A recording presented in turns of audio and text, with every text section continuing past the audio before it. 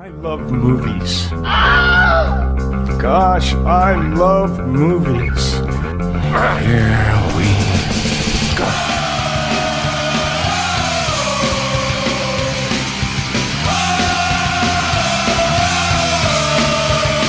Okay. You want to let's fix this music video because it's just like still frames. It looks like fan art. It's like really weird CGI. Cool. Yeah, you want to? I think you should leave it. Let's wait till it goes to the next song. All right. We'll roll the dice, dude. You know what we should get? Do you remember that? What was that? What was that site called? Was it like Chat Roulette? Remember that? I'm aware of Chat Roulette. Yes. We should do is that still around? I'm sure that it's out there. Yeah, if you want to, I don't know, see horrible things in people's houses that you otherwise wouldn't know are happening, then Chat Roulette. Maybe not. Get on Maybe it. That's a bad idea. Yeah. All right. Should we do this? I think we're already doing this. How's it going, everyone? Welcome to the Grindhouse Podcast with Dave and Matt. I'm not even drinking today. Really? I'm having a kombucha. I'm being healthy. Kombucha's good stuff. I had some. Yeah. I mean, there's like a little bit of alcohol in there, right? Yeah. Kind of counts as partying on at the time of this recording, a Saturday night, Monday morning for you young whippersnappers out there in quarantine land.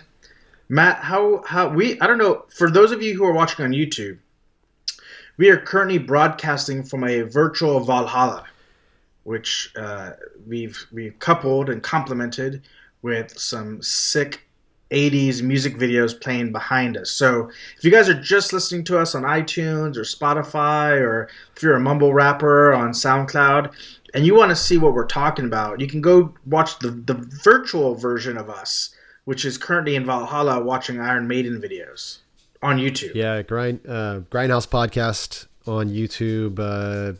Is that all one word? I don't. Link will be posted. Link will be posted on somewhere. We'll spin the dials. Yeah. But Matt, you had a great idea about sort of like using this time that we have available to us to sort of broaden our footprint a little bit. Not our carbon footprint. We're always looking to reduce that, but our digital footprint. And we have officially broken into the world of YouTube, like with our podcast. Oh yeah, that's what. Yeah, I thought that's what you were just saying. But more than that, like we like YouTube so much that we well, first off, we got here last week. We did the YouTube show last week, and so we've been here in the world of YouTube, in this part of this YouTube community, and we've been seeing this, folks. This is a madhouse. It's a damn wasteland. It's Mad Max. It's insane. It's a Wild West.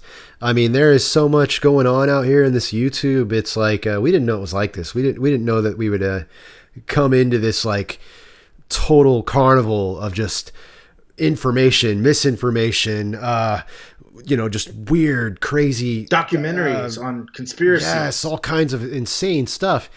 And so we've been here for about a week now, so I think we're pretty much experts on YouTube. Yes. We know everything about YouTube. We've nailed it. So we thought we should do a YouTube episode, not just an episode on YouTube, but an episode about YouTube.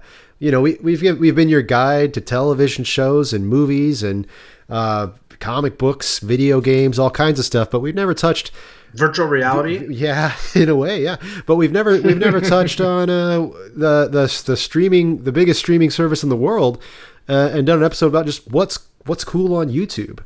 Like, what do we like? Which is interesting because, a good portion of my film career, at least half of it, has centered in some way around YouTube.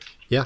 When I moved to Los Angeles for the first time, the only time, when I moved to Los Angeles, one of my first jobs and sort of the longest sort of continuous job that I had was first getting on as the production manager of a show. It was an animated kids show on Cartoon Network, but it was called The Annoying Orange, which for those of you hipsters out there was and maybe still is a popular YouTube channel. Yeah, it's the one where the pieces of fruit have mouths, and I've never seen The Annoying Orange, man. I'm sorry.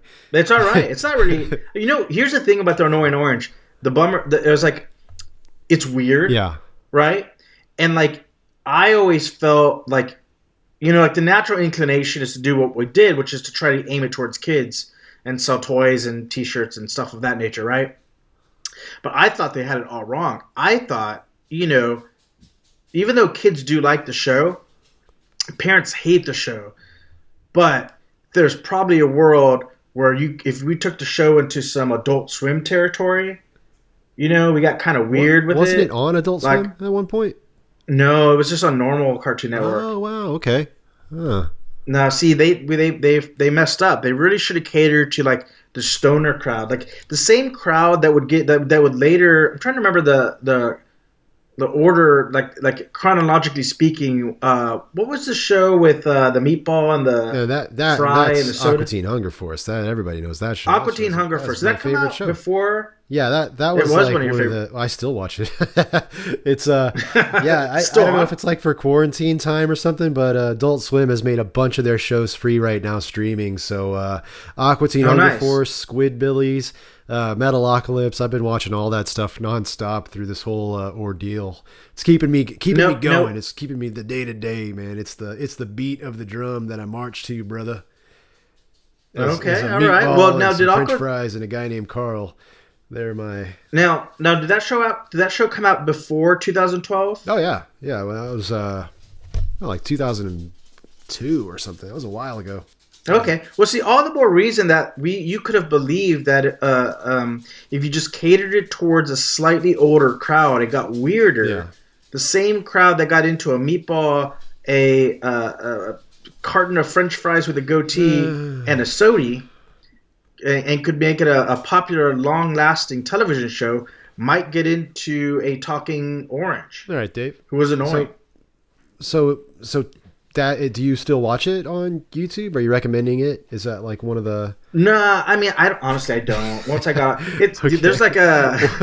There's a slightly cathartic feeling when you finish a project. Yeah. And oftentimes when you get off at the end of it, and it was, by the way, it was very fun filming. I had a great time filming it, but you get done with it and you've lived with it for, in this instance, months. And so it's really tough to go back and watch it again, I don't even know if they still do episodes. I mean, this was a long time ago, but the point I was trying to make was that so much of my traditional film career was sort of centered around personalities that made their name on YouTube, right? Right. This is a channel which I like. I like these guys. They're very nice guys, but as a vegan, I can't recommend it, which is Epic Mealtime. Do you remember that channel? Do you ever watch that channel? That sounds very familiar. It's where they make big. Everything's big. They cook. Yeah, everything's huge. Like I helped their actual YouTube channel on an episode where they quote unquote the pirate invaded a cruise ship, which was really just the docked Queen Mary out in Long Beach, and then they proceed to build a pirate ship made of a roasted pig, right? Using all kinds of weird stuff like bacon sails and sausages and things of that nature. Can't advocate that for is this like excessive use of. It's kind of a bit like of a savagery in a way. Like, I mean, making something out of a like I eat. I'm omnivorous, but actually, the thing of like making sails out of bacon, it's like it's excessive. It's a bit Ed Gein. It's a bit Texas Chainsaw Massacre. Yeah. Just in the farmyard, that's strange. Yeah, I don't know if that's for me. Trying to think if I've ever if I've ever made something that I did that thing where you take cucumber slices and toothpicks and you get the celery and you make the little car. God, I hate cucumbers so much. Well, but they make good wheels for celery cars, and then you put peanut butter in the celery. Carrots. Carrots, even better. That's a better wheel. That's a better way. It's way sturdier. Should have thought of. So, okay, so you could go off-roading with carrots. So we've talked about some of the stuff you've worked on that we can find on YouTube, but like, what's good, my man? Like, what's good on YouTube? Like when you're on YouTube, what do you do? What do you get into? Right. Outside of naked yoga? Is naked yoga on YouTube? It is on YouTube. That's something to look into. For those of you who want to get primal, want to go back to your roots, want to really connect with the earth. No, I'll tell you one of my absolute favorite things to watch on YouTube is and it's actually a channel that's discontinued, so they only have like a finite amount of videos. But like if you're a film dork like I am, there's a channel called Every Frame a Painting, in which the host broke down several elements of filmmaking in a way that was both accessible, I think, to people who maybe aren't super familiar with the way film works, but have a genuine interest in it. It's a channel that I wish was around when I first got into film. He'll do something along the lines of, say, I think his name was Tony, was the creator, who'll do something along the lines of taking Marvel films and showing how there's nothing memorable about their music, like the scores in Marvel films. Like, can you think of a Marvel film's score that's like really like that you can draw from memory? Oh yeah, when the Black Panther is fighting in Avengers Part 2, when he shows up, they have this kind of like dum dum dum dum dum dum dum dum dum, and it's like really exciting, and then it dum dum dum dum dum dum dum. I don't know, man. It's all like generic orchestral. No, I have no idea what the Marvel score is. I think, but like if I said to you, what's the music in Star Wars? Yeah, well, that's everybody knows the Star Wars theme, right? I don't want to do it, but yeah. Well, yeah. Well, so he'll take like, for example, there's a scene at the end of Captain America where he's sort of looking, and the score is actually really good, but it's like sort of buried in the background, and he'll just show the differences on how like you can take one scene and you can apply a different score to it, and it completely changes and makes the scene way more memorable than what Marvel does, which is kind of like. And this is like one of the big criticisms that you could draw from Marvel films, is that they're made so sanitized and safe that nothing really sticks out, but also nothing really sucks. Right. Yeah. You know, so it's kind of like you know what you're getting, and like it's comfortable, but it's like with the exception of like I do think the Avenger movies themselves kind of break this rule a little bit, but like the individual solo films definitely. They're all very interchangeable in a lot of ways. So things of that nature. Or another favorite video that he makes that I love, that if you're a fan of filmmaking in any way, watch the difference between the kind of comedy that Edgar Wright directs versus traditional American comedy. What's an Edgar Wright comedy? Right. Edgar Wright. Oh, like Shaun of the Dead. Oh yeah, Hot Fuzz, Baby Driver. Of course. The British guys. He uses a lot more. He uses a lot more. Yeah, he uses a lot more film technique in his comedy versus in America. A lot of American films rely purely on vocal gags. Yeah, like there might be an element of physical comedy involved in it, but a lot of it's like it's Will Ferrell saying something funny, and his performance is the comedy, right? Or the dialogue is the comedy. Whereas in an Edgar Wright film, you might get these sharp cuts to dictate the scene from The World's End, which is one of it's probably actually might be my favorite Edgar Wright movie. World's End is an awesome movie, man. Where the one where they go to the bar and they have to. Great. It's like a pub crawl with monsters from space or something. Yeah, aliens. Yeah, the characters were great in that one too. I loved the way they all grew up and became totally different. And now that was great. Simon Pegg was the one that was kind of went punk, a little goth in a way, right? Yeah, like he never really like matured as a person. He was kind of like the Al Bundy, still living his high school days. Those were like the best days ever, right. And all his friends had sort of grown up and matured and what have you. And so there's a scene. There's two scenes. There's a scene from Old School where Will Ferrell is trying to explain to everyone that he doesn't drink anymore. And then there's a scene from Hot Fuzz wherein you learn that Nick Frost's character doesn't drink anymore. And it's great just the way it does it, because there's a little bit of delivery, but then you go to the shot from the bottom of the pints where they're pouring the beer, and then click, and he's filling it with water, right? there's like a visual comedy behind a lot of what Edgar Wright does, whereas you just don't see that in American comedy as much. And so, anyways, it's these kind of breakdowns that I think are really palatable and really, really informed, and they can really help you appreciate.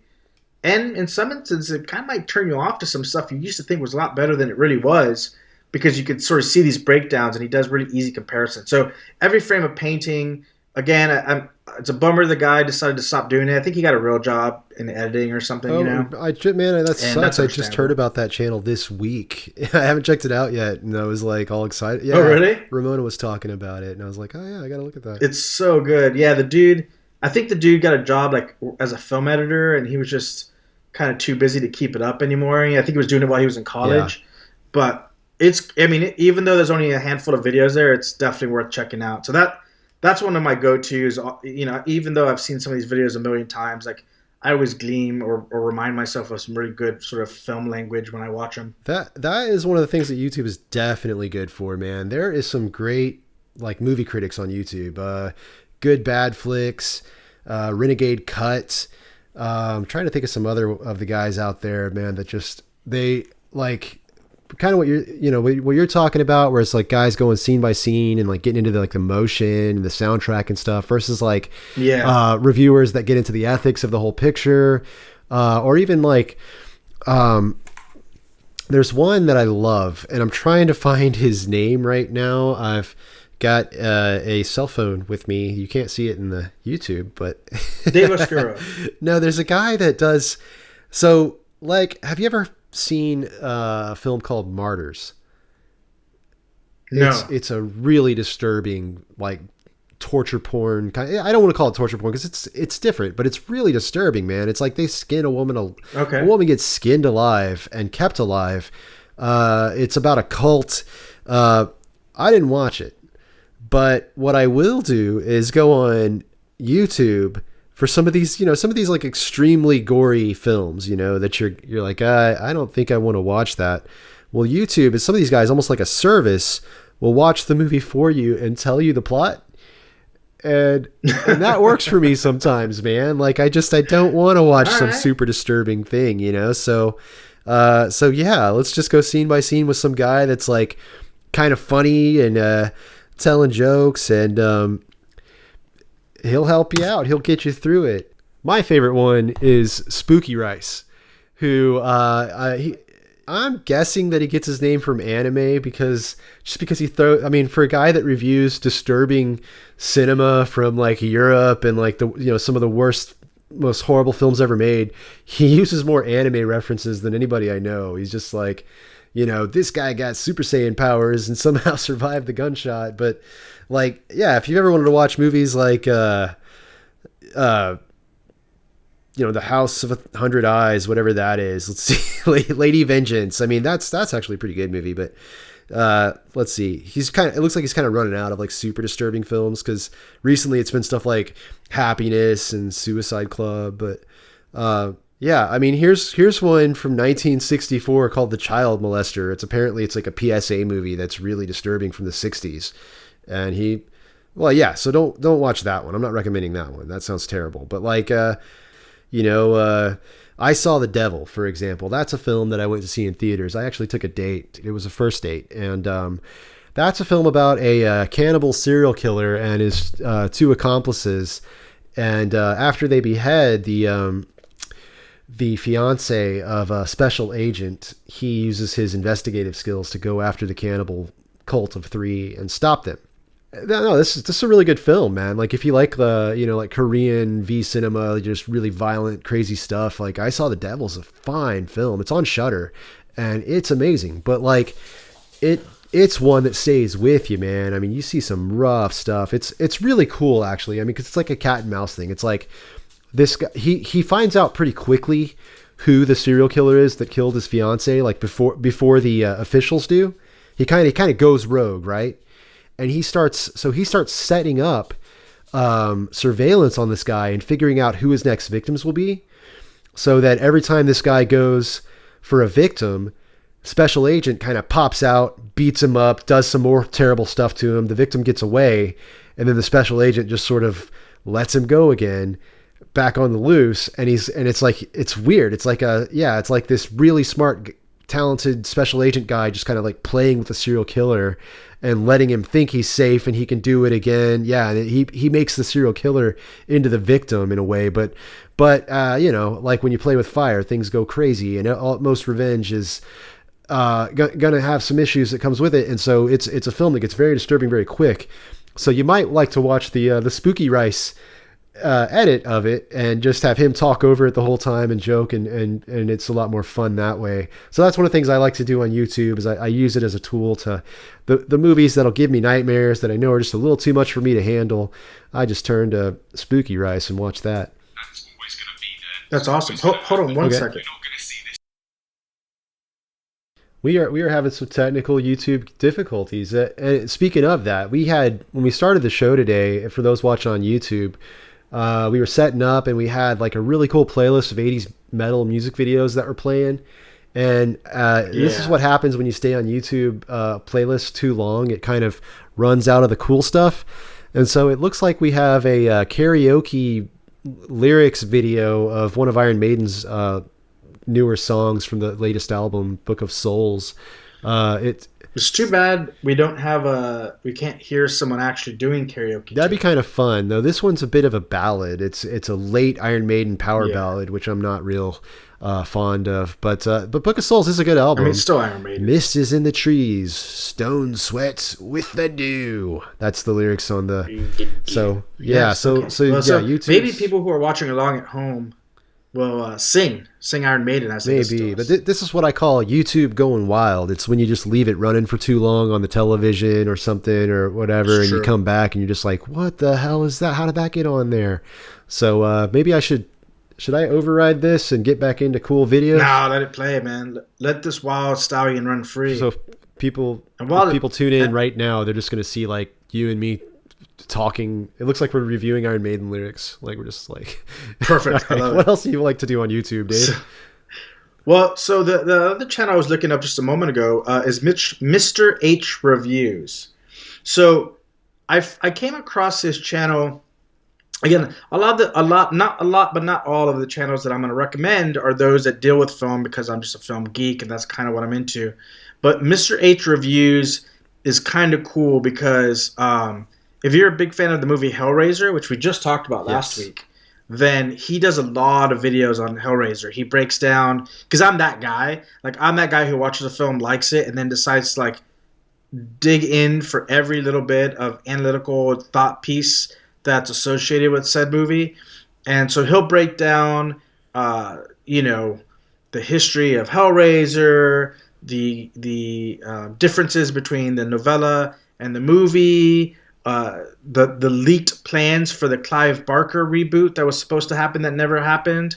What are they called? The Scarlet Letters, I think, or the Scarlet Diaries, maybe. It's like his continued in the Scarlet, whatever they're called, papers. He so backstory: Clive Barker came to hate Pinhead. He really hated what they did with the news, man. I didn't want to hear that. I know he came to hate what the Hellraiser series came to be, because, in his story, Pinhead, which he hated that name. He was a minor character, and Frank was the villain, right? Yeah. Frank and Julia. So then, as all horror franchises go, Pinhead got a moniker, and he kind of started getting lumped in with the Jasons and the Freddys and the Michael Myers of the world. That just wasn't Clive Barker's intention. So, what are you doing with that tomato? Oh, it falls into the ether. So, Mr. H Reviews will talk about the differences and how basically Clive Barker killed what he calls the Hell Priest. It's actually a really cool story. I want to read it now. So, spoilers, if you haven't read Clive Barker's sort of written novelization follow-up of the Hellbound Heart, he sort of changes gears from the original one, in which we talked about this a little bit last week, wherein Hellraiser and the world of Hellraiser is set in a literal the Christian hell and heaven, and the Hell Priest, which is his name for Pinhead, goes to find Lucifer, who's kind of been taking a sabbatical from his job of ruling hell, and he finds that Lucifer committed suicide. That after the fall of the angels into hell, like on a long enough timeline, he just became too depressed, being outside of the vision of God, and he kills himself. And so then the hell priest takes his armor, and he becomes the ruler of hell.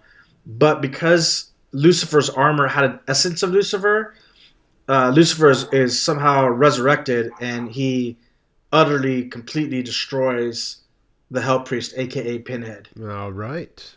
Okay. So Dave telling us about a dream he had this morning. No, it's not a dream I had. It's real Clive Barker stuff. Yes, I know. But yeah, so like if you're like a Hellraiser fan and you want to kind of read some which I think is some really thoughtful, insightful analysis of the series and the different movies and how they changed over time and all those kind of things, Mr. H Reviews is a good channel, and he does other stuff as well. He doesn't just do Hellraiser. What's some of the other notable franchises and things he's done? Oh, like he'll talk about why he hates Alien versus Predator, for example. That's kind of a good point. Like that, why I hate Alien vs Predator. Like we all hate that. Duh. That's not like a hot take or a shocking thing. But like that's kind of something I actually turn to YouTube too for. It's like I want to hear people confirm my opinions on movies and stuff. So that's right. This guy looks like he's going to agree with me in a good way. Let's listen to him. And yeah, and sometimes it helps. Sometimes it helps sort of. It's even not even so much just agreeing with your point of view, but sometimes it helps you really connect with the feeling, like really like kind of like sometimes you don't like something, you're not quite sure why. They and crystallize. Then, like, someone puts in perspective. They crystallize what we're all thinking. They bring it in and say, this is what made it feel so wrong to you. And you're like, it is. That's right. That was bullshit. There it is. Yeah. Yeah, totally. Yeah. So Mr. H Reviews is a pretty cool channel during these quarantine times. If you want to waste a few hours just watching something that will make you think or make you feel like you're not alone in this universe, then Mr. H Reviews is a good channel to check out. Yeah, that's because what we don't want is we don't want you guys going and checking out some of those fringe channels that are going to start making you think that you're staying in your house because of a crazy conspiracy involving reptile people and aliens and frogs and stuff. Wi-Fi.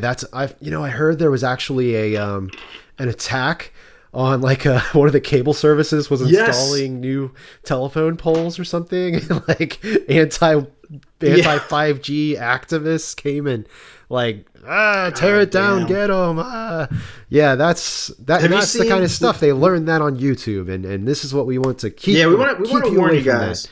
Be careful out there. Like YouTube is the great unknown. It is the Wild West, as they say. You gotta really, as you said at the top of the show, like you gotta really navigate these uncharted waters carefully, because you might find yourself sharing on Facebook some fucking quack doctor owning the CDC or owning the WHO and telling you how it really is. This is what really happened with the coronavirus. Let me tell you you don't want to be that. Story.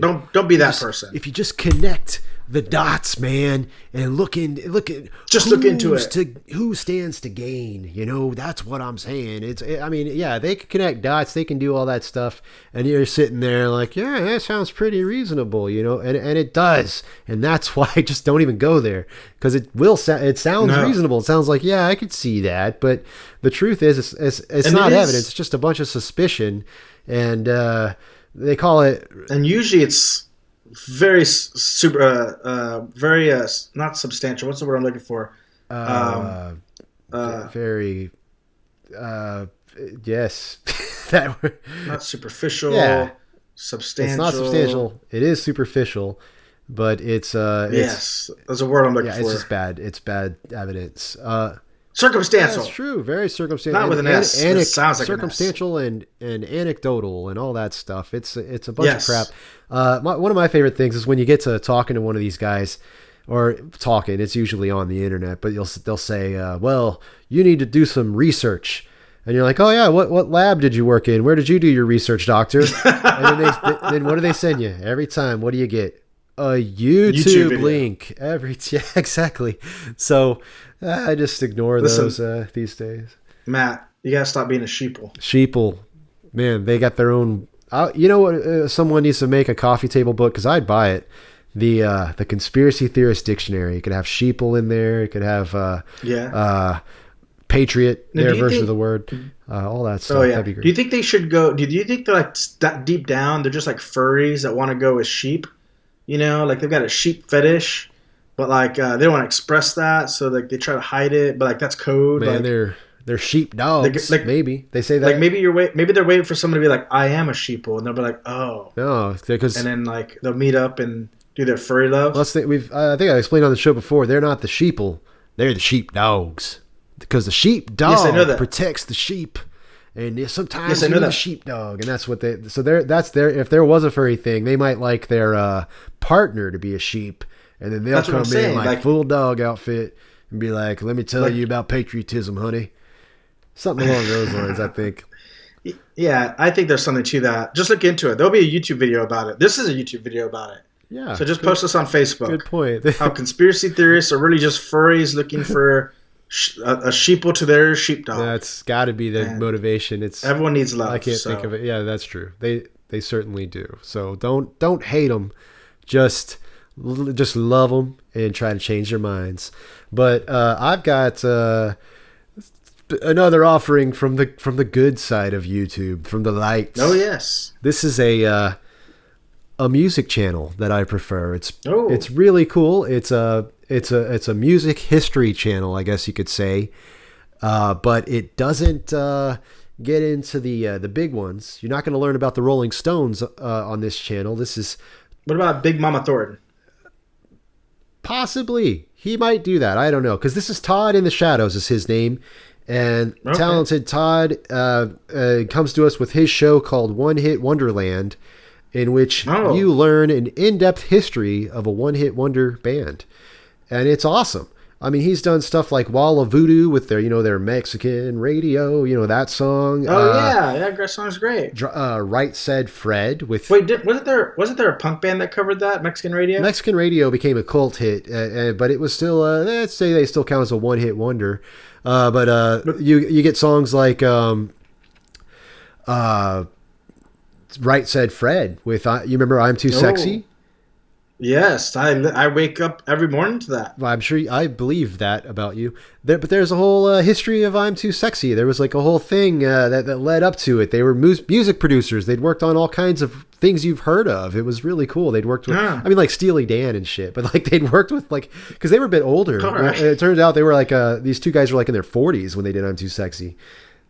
Right. But were they just like goofing around? Couldn't tell. They looked super fit. They made an album with a bunch of just kind of like silly pop stuff, but that was kind of the goof around song, but it just worked, man, and the producers wanted more of it, and so you learn about stuff like that on Todd in the Shadows with his One Hit Wonderland series, and one of the cool things about him is one of the problems with YouTube right now is they are striking down what they consider profanity. I mean, it's crazy. It's really? Like when we put motherfuckers, when we put videos on, well, they don't strike them down, like take them off.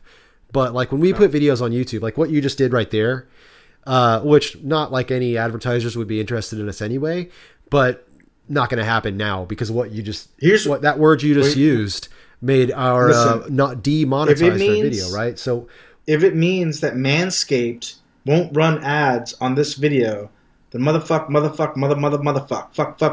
fuck, ass shit. Whoa, Dave with a Jay and Silent Bob reference. I respect and recognize you. But what Todd does is he, like a lot of YouTubers, he uses Patreon to make a little money.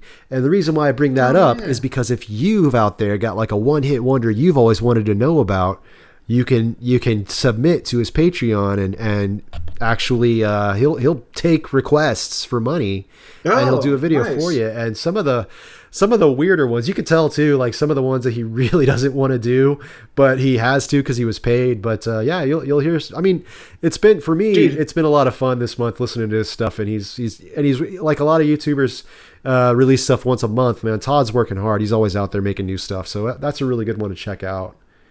That's cool. Have you speaking of music, have you heard oh fuck. I don't even know what the song is called. It's like this song that nobody knows who put it out. It's kind of got like an 80s new wave vibe sort of.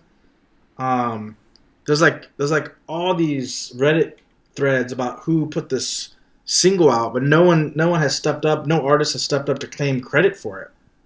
A mysterious 80s single exists and no one knows where it came from, is what you're saying? But like if you heard it, you'd be like, "Oh, I've totally heard the song before." But like no one can figure out who recorded this. Now this is the kind of thing that when someone says you should do some research, YouTube would be appropriate for researching something like this. Right. We'll have to look into it. I'll ask Jude because I know Jude has gone down the rabbit hole of trying to figure the song out. But I'm gonna shift gears slightly. I'm gonna sort of pick something that's a little less in the realm of entertainment per se, and I'm actually gonna reference two channels, but it's really one artist. He just changed channels at one point, and that's Damien Eccles. Now, oh wow, I don't know. Poor Damien Eccles, man. Wow, a hero though. I'm sorry to interrupt, but he's a hell of a guy. That's what I just every time I'm reminded of the West Memphis Three, it's like it hits me in the heart, man. That's a hell of a story. Those poor kids. Super insane, and I think they were just a little bit older than us. I mean, maybe 3 or 4 years, not much, maybe more. But like I think the first documentary came out like in '93 or '94, maybe. Yeah. So they weren't much older than us, and as two guys that grew up in the South and liked alternative music, and at least for me, wore black, and Matt was a skater kid. He just said "see you later, kid," and he got in trouble with the law. Like that could have just as easily been us. And so I've always sort of, if we had grown up in the right town, right? Exactly, absolutely, exactly, absolutely. Or the wrong town. The wrong, wrong place, wrong time, or something. Right, totally. I mean, God, I still think of that scene on Paradise Lost where it's like before their trial, and the news is they're interviewing them, and they're in their suits that their parents bought them, so they look normal, and they're just joking around, being kids, because they don't know that they're in danger. That is the most heartbreaking thing to me. It's like they still like all kids, they assume it's a civilized normal world and you don't go to prison unless you do something, and they don't know the danger they're in, and they're just having fun on one of their last nights of freedom. Oh man. Yeah, I'm sorry. You were trying to say a lot of things and I just okay. It's okay. No, it's because of all the things that you've listed, I always sort of kept sort of a cursory following of the case, and then eventually as they got out, like I bought his book, and then then a couple years ago he put out maybe about a year and a half ago he put out a book called High Magic. Okay. And I bought the book, and like often is the case with many of my book collection, I started to read it and then I got distracted, and I've got like a shelf of unfinished books in various stages, and I kind of put it down.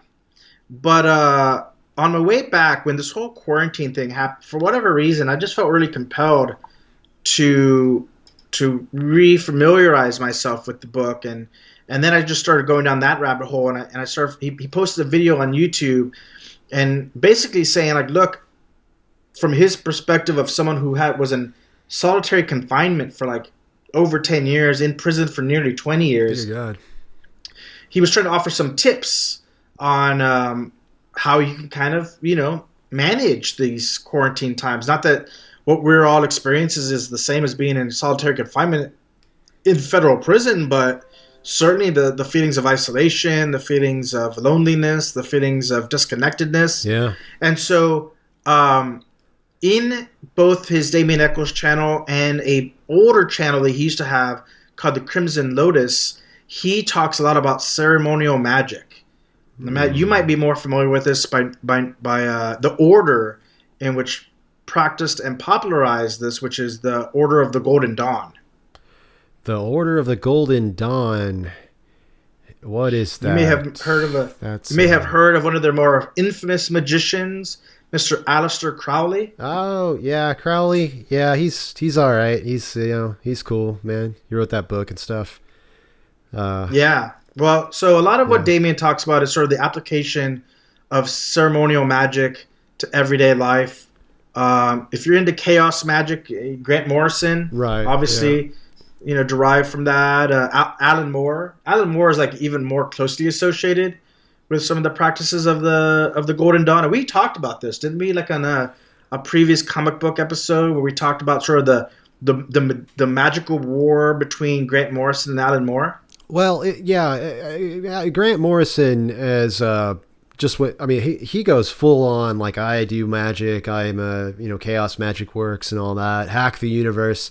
Where Alan Moore, I feel like he uses it in more of a metaphorical way, metaphorical metaphysics, if you will, where he's kind of just saying like art is a form of magic, and the art that I make is how I manipulate the universe and the workings of it. But I could be wrong. I don't know. I haven't.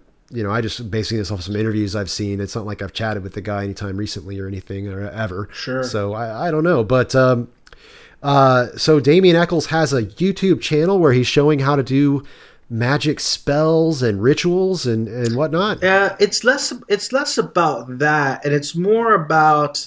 It's less about like showing you spells and rituals per se. Like if you follow him on Patreon, he also has a Patreon. Uh-huh. He kind of breaks down things like the tarot cards and like really nice sort of simplified explanation. And he might talk about some rituals. A lot of what he talks about though is a lot of breath work, a lot of meditation, and a lot of energy work. Okay. Now, okay. I know that certain science-minded people might kind of roll their eyes at that, but even if you have zero connection with any sort of like a higher consciousness or higher source or any of that nature, I think what the goal of the Golden Dawn and by extension Damien Eccles would be to remove the dogma from technique and span the globe and look at all the various philosophies and religions and spiritual practices and see what works, what has a resounding effect, and remove the dogma from it and practice it and make it better and make it your own. Interesting. So even if you only want to look at it as like a mindfulness, you've heard of mindful meditation. Yes. Or you want to think about it as a sort of a mind over matter kind of scenario. However you want to envision it, a lot of the practices, especially right now when people are going through a transition, being in quarantined, I think people are going to be forced into some kind of sort of internal evolution by just the nature of this sort of change in their life, right? This break in their life. I find it really helpful. And I think a lot of people would too, regardless of what your spiritual beliefs are.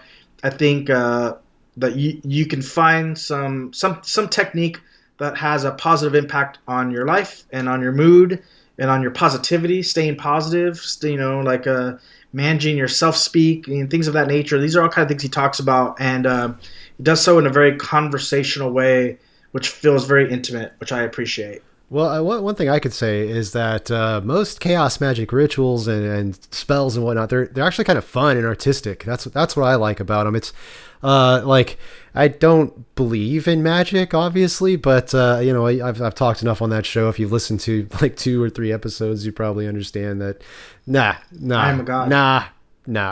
But I did do a spell once and had a very striking coincidence that would convince someone that something happened. It was, you remember back when my house have a witch hat now. You have a witch hat on. Yeah, so you're doing a spell right now. That's so you would be better at spells right now than I would be, because I've got a Western shirt but I am growing a mustache. You got 3D glasses. I am growing a very satanic mustache right now, as represented by my avatar. That's in true. Here.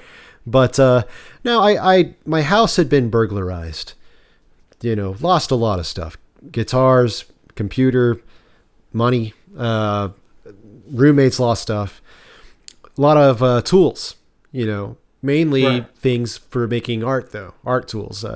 Computer, music instruments, things that I used in my process. And I had watched a speech with Grant Morrison at the Disinformation Festival in Canada, where he explained how to make magic sigils and hack the universe, right? Okay, yeah. So it was essentially what it came down to is, to sum it up, you write out your spell, your wish or whatever in magical sounding language. And so this is where the artist in you is going to kind of get involved and, make it, make it sound like a wizard saying it, So write that down. Then remove all of the vowels from it, right? And then you just take all the spaces. So you just have a stream of consonants. Now, and all the repeating consonants. Yep, strike out all the repeating ones. That's right. And then what you have left is a handful of shapes, basically these letters. And you just kind of start taking the letters and putting it, overlaying them, taking shapes out of them, and just make it look, by combining all these letters into a shape, make it look as magical as you can. And that's another where I see it as an art project, because I'm like, I can make something look magical. I'm an artist, Right. And so I had, basically the way I had seen it is my tools for my livelihood were stolen from me. My livelihood being my trade, and my computer, my guitar and all that being my tools. So I wrote down tools for the trade. And I ended up with a sigil that looks sort of like a scorpion shape. And I kept it with me for about a week, and at the end of that week, a coworker came to visit the house. He was visiting a roommate, and he saw I had this, those little fold-up dollies you get at the store for like moving. You can't really move furniture around it, but maybe you could use it for like a suitcase or something if you went traveling. It's like a collapsible dolly. It's sure. Yeah, it's cheap. You get them for like $30 at the store. And I had one of those in the living room. It just happened. I just had it in there, and he saw it, and he was like, "Hey man, I need a dolly. I'll trade you some stuff for this." And I said, "Man, you can just have it." And like 2 days later, he came back with like all these like tools. Not what I was looking for though. Of course, it was all very monkey's paw thing. It was like drills and hammers and like just extra tools from a saw, like all these extra tools from his garage, worth way more than that dolly, And so I'm like, okay, hey, wow. I did a magic spell, and it literally, like the end result was like literally what I had put in it. So that is what we in the rational skeptical community would call a coincidence, and that's all anybody can call it, because two things happening that seem related are just a coincidence. But hey, pretty fun one, I'd say. So it's definitely worth doing the magic rituals, because that shit is fun. When it looks like it works, you have a really, really cool time and maybe a cool story. I don't know. I'll let the audience be the judge of that. Well, not only that, but like what you described is exactly how magic works. Like magic literally works. said tools for the trade. Quotations. Magic with a K. Can't do quotations with my hands. You weren't as probably specific as you could have been, but there are some studies of the scientific nature that have talked about the possibility of a collective consciousness. Okay. Okay. Yeah. Yeah. Sorry. Let me get that out. Okay. What? So real studies, studies that try to see if they can find a connection and any sort of subnets behind the idea of a collective consciousness. We know for a scientific fact, that this exists within certain animals. Certain animals have a way of communicating beyond traditional human methods. ESP or hive mind, insects and what have you. Whether or not humans have that, I guess, has not become something that I would say is solid science. But there's something to that, and there's something that scientists are exploring, right? Sure. So even if you're the most hardcore of skeptics, even if you're just looking at it as this idea that maybe the idea of some form of collective consciousness does exist, if there's some way to like influence people or influence the results of your life subconsciously. Listen, call it what you want to call it. I call it magic. I think it can be utilized. I think you can hack the matrix. So I like this channel. If you have any interest in it at all in magic, I think it's worth following. If you just want to try to learn some techniques that might make you just feel better, help put things in perspective, help you stay more in the moment and kind of out of your head, then I think absolutely. I think you should follow it, and I think that hopefully you get something good from it. Well, that sounds great. And as far as Damien Eccles' channel and stuff, I think you've got a great recommendation there. But as far as the stuff about learning about collective conscience and scientific research, once again, YouTube is not the place for that. So don't try to look up anything Dave just said on YouTube regarding science because it's. But there are actual scientific papers on it. So there's a study regarding the New York crossword puzzle and people in isolation that was done. Yes, so and you guys could look for it. Is what you will be looking for, those papers. All right, Dave, I'm going to tell you what I like to do. You brought up skepticism, my man, and I have a really cool channel for skeptics that I like a lot. You know, it's what's that? This guy, he's like kind of like the Bill Nye the Science Guy of YouTube. It's awesome. Like, imagine if Bill Nye and Neil deGrasse Tyson, how they like to go out and debunk stuff that's popular. Like, imagine if they were doing that focused on YouTube. I don't want to kick Neil deGrasse Tyson in the balls sometimes. Oh, okay, sure. He's kind of a prick. Jeez. All right. Well, I liked Cosmos. I don't know. I don't know. Yeah, but then he says stupid stuff in those school shootings. Well, once again, I'm not on Twitter, so please forgive me if somebody that you've gotten mad at on Twitter, I'm not aware of that because there's a reason I stay off that shit.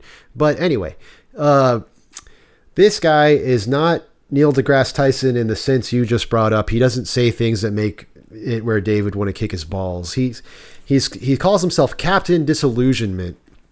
And he's a guy that, like you, Dave, he's worked in cinema, but he's been like a special effects guy, not like a big famous one, anything a lot of stuff you heard on, I'm sure, but like he's in it enough and he's good enough that he knows when to recognize.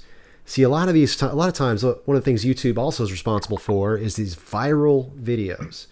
I'm saying that like it's the first time anybody's... Like, have you heard the term viral video? I'm sounding like my mom like or something. Keyboard cat is probably not something he would do, but like stuff like a video from Australia where a car was struck by lightning and then 5 seconds later another car was struck by lightning. And you watch Captain Disillusionment because he'll go in and he'll show you where he recognizes, lightning effect number 5 from Adobe After Effects or something like that, and so that's kind of what he's doing is he not only like debunks videos, but he shows you how they were made.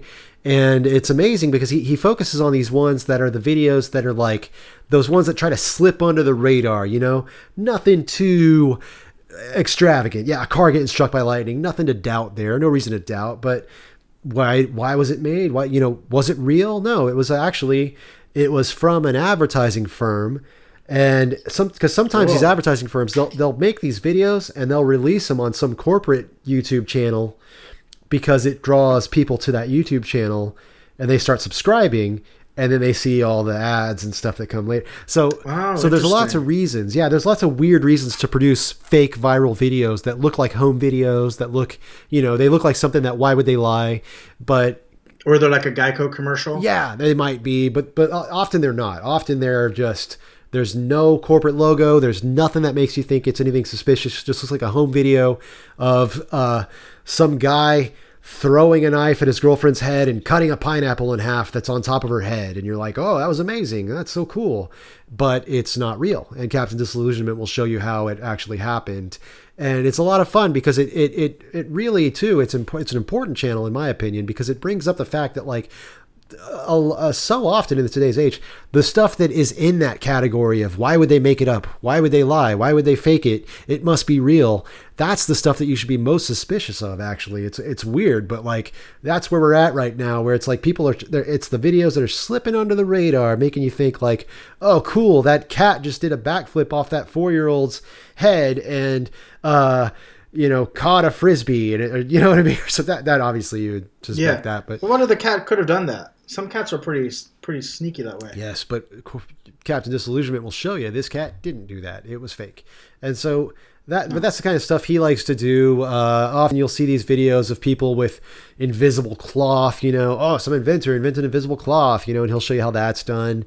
And what's cool is he's gotten big enough now where he's gotten to have like people like you remember Beekman's World, that awesome science show from the 90s? Yeah. So he's done shows with he's done a show with him before.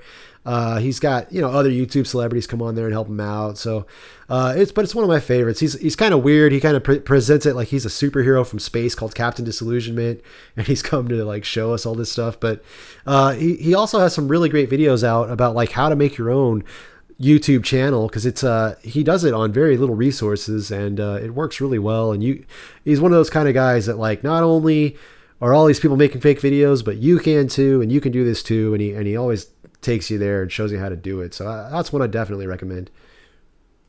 Well, very cool. I think we have a good mixture of different types of video and channels that you can subscribe to, and hopefully stay clear of some of those conspiracy pitfalls that try to convince you that like coronavirus is a big Chinese hoax is what I keep hearing. My God. Whatever. Chinese hoax, 5G hoax, lizard people 5G, hoax. Don't forget that. Don't listen to good crazy talking heads. Find some good quality content that's going to enrich your life, because so much about this time is going to hinge on what we put inside of ourselves, right? Like if you think of your nutritional health, right? Yeah. You could either spend this quarantine eating cookies and getting out of shape, or you can eat healthy and you can exercise and you can feel good when you get on the other end of this. Right. Well, the same thing goes for our brains, and I think with YouTube, it's like going down the grocery aisle. You got to make sure you stay out of the sugary and sweet sections, and you got to go get you some good healthy veg, maybe some proper starches, some tofu, stay away from the meat, things of that nature. Stay on the perimeter of the grocery store, stay out of the shelves. That's right. But at the same time, there is definitely good information on YouTube, good nutritional, good scientific information, good all kinds of stuff. But because good magical information, yeah, but because it's YouTube, if there's something profound that's really changing your worldview that you're hearing on YouTube, get a second opinion, find more sources, talk to experts. Yes. That's what we're trying to say. We're not saying, it's just that this idea of YouTube as research is ridiculous. It doesn't hold up. It's not where you go to learn the important things, So if you hear something that sounds like it might be right, might be true, might be really cool, well, that's something for you. Put a pin in it and look more and seek out experts and don't just go off that, because you're going to get super weird. You're going to start thinking the earth is flat, and 5G causes coronavirus. There's a God. Or giraffes. Yeah, or Steve-O from Jackass is a reptile man. There's all kinds of crazy. What did you just say? Questions from the correct. Anthony Petrie asks, what is your favorite movie and why is it Terminator 2? So thank you, Anthony, who comes to us all the way from the United Kingdom. So I hate to say this, but actually my favorite film of all time is Blade Runner, which is at least in the same genre as Terminator 2. And I'm not taking anything away from Terminator 2. I just happen to like the sort of noir aspect of Blade Runner a bit more than Terminator 2. You have amazing performances from Harrison Ford, which automatically, like if you were to like scale any sort of film project, putting Harrison Ford in your movie actually gives you like if these were boxing rounds, you get like an extra point just for having him in your movie. So maybe if the T-800 had been played by Harrison Ford instead of, or maybe it probably would have been more like the T-1000 was played by Harrison Ford instead of Arnold Schwarzenegger, then I might give it Terminator 2. But as it stands right now, it's Blade Runner. However, what I do love about Terminator 2 is the fact that it's got Arnold in his coolest look in any of the Terminator films, with like the leather jacket and leather pants, and he rides a motorcycle, and he spins his shotgun to like fire off rounds, and he doesn't even pump it. He does like a thing where he kind of pop, and it's like ready for the next. That was so cool. Like, look at my nub, like just like this.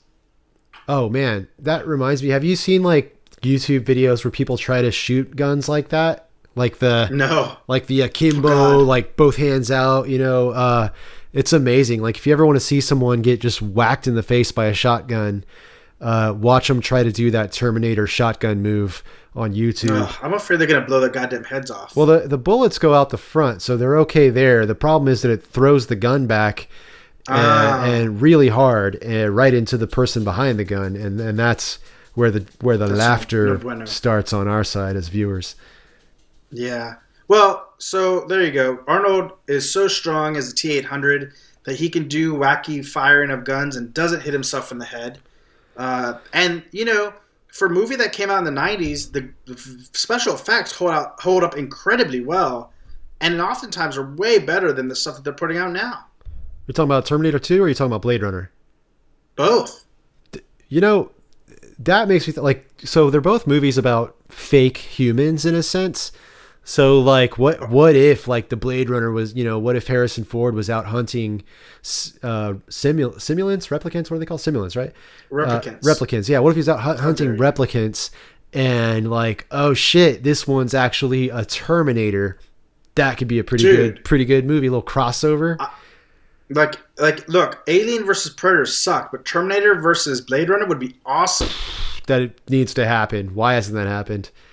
At least like an anime. Can we do? You know what we should get? We should get like an anime version, so we can get both Harrison Ford and Arnold Schwarzenegger drawn like in their prime, you know. Yes. But have like the gruffer, you know, older actors voice their characters still. This would be good. You could get that crew that did that Castlevania animated. Yeah. Oh man, this is good stuff, and we're just putting it out there into the universe as we're floating up here in front of the full moon with Judas Priest videos playing behind us. We hope this idea will catch on because we want to be on this show 2 years from now complaining about the Terminator Blade Runner crossover and how terrible it is. That sounds wonderful. No, it's going to be amazing because we're going to do magic and we're going to will it into manifestation. That's right. We have all the tools of chaos to make it work.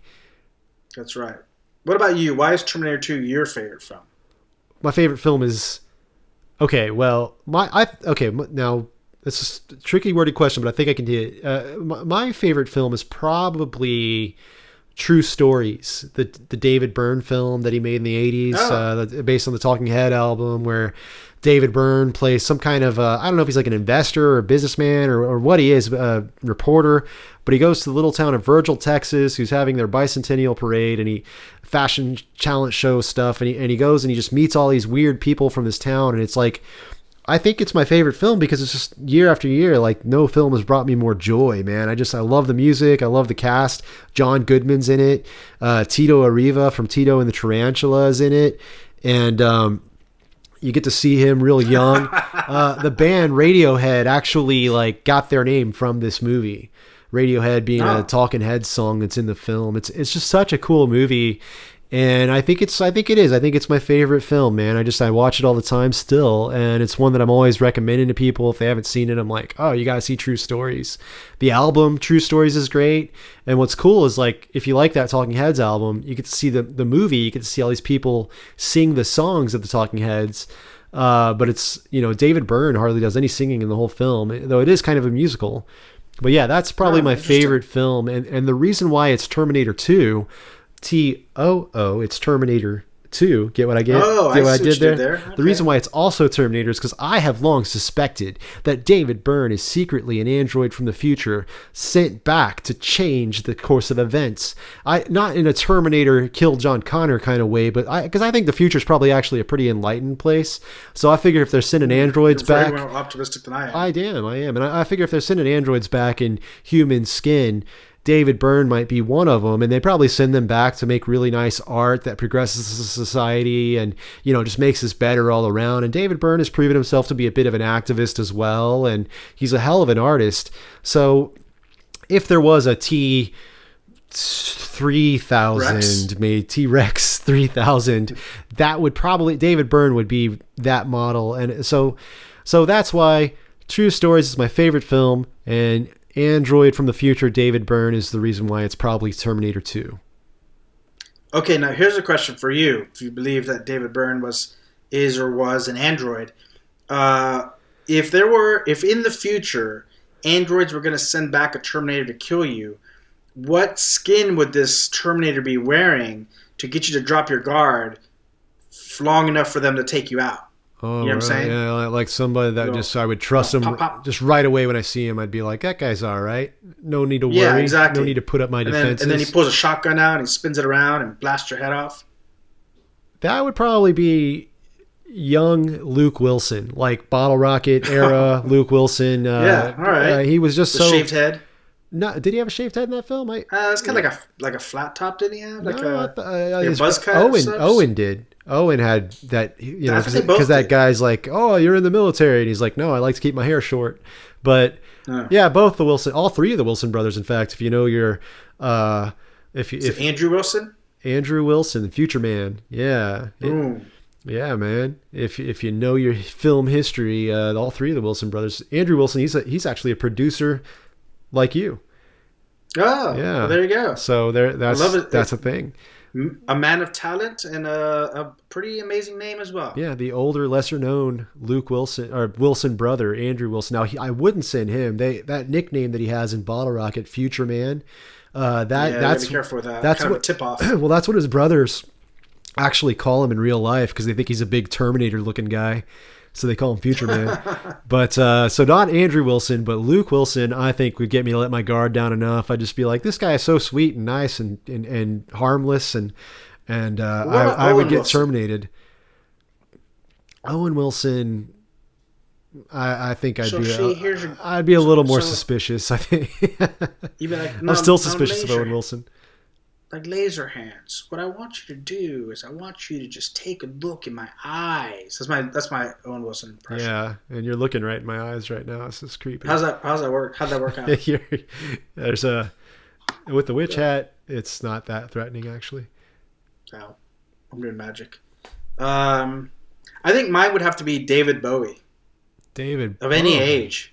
I love David Bowie, but don't you find him a little terrifying looking? I mean, he's all gaunt and bony, and he's got two colored eyes, and didn't ever really seem to age correctly. I don't know, man. Well, see, here's the thing with David Bowie. I would believe that David Bowie could resurrect himself, and so it wouldn't strike me as odd that someone who passed away 4 years ago, or whatever it was, is knocking on my door. I would just assume that in David Bowie's timeline, at the speed at which time works for David Bowie's, 3 days have passed, and thus he arises again. David Bowie doesn't need to resurrect himself because he never died. He lives on in all of us. Is he kind of like a Tupac and Elvis? They're just sort of hanging out on like famous islands where like people who just don't want the spotlight anymore, they fake their own death and they go to this island and they like. No. I mean, he didn't fake. Like the guy got cancer and was like super old, but I just mean he lives on. Bowie lives. Bowie lives. Well, with that, I want to thank you guys for coming on and this journey through virtual Valhalla with us to talk about the dangers and some of the few bright spots on YouTube. We know that you guys will be spending a lot of time watching the YouTubes during this quarantine time, and we hope that you spend it for putting something that's substantial in your bodies. Much like nutrition, what we feed our brains and our minds and our hearts is just as important to stay healthy. So be weary of videos about lizard people and 5G networks and what's some more flat Earth. Stay away from flat Earth. Good God, yeah. Stay away from all those anti-vaccine myths, anti-vaccines, idea of unicorns, all that stuff. Stay away from it. Stay vigilant. Yeah. And hopefully some of our suggestions will lead you on the path of enlightenment. And when all else fails, you can always watch Mr. Rob Halford and Judas Priest and his crooning and his leather spiky gloves and hell yeah, because we have found a killer live Judas Priest concert right now that we're watching, and so like we've said tonight, and like we want you to know, there's not everything on YouTube is going to be bad or silly or anything. We're on YouTube right now, so hey, there's that. But like, if you hear something on YouTube that sounds like it should, change your life or make you change the way you're living, not get vaccinated, whatever, just get some second opinions. Talk to some experts, man. Don't just take it all from here. YouTube is not research. It's just talk to me. Well, no, don't talk to Dave. I mean, talk to Dave. I got don't save the more important questions for better sources. Sources. That's what I'm trying to get at. Yeah. Anyway. Anyways, thank you guys. Thank you for joining us. We hope that you found this enlightening. Let us know what some of your favorite YouTube channels are. And for Dave and Matt, this has been the Grindhouse Podcast. Adios. You're listening to the Grindhouse Podcast on the Dave Forgot to Ask Me to Record an Outro network. Please follow us on Instagram at Grindhouse Podcast and listen to us every Monday on iTunes, SoundCloud, and now on Spotify.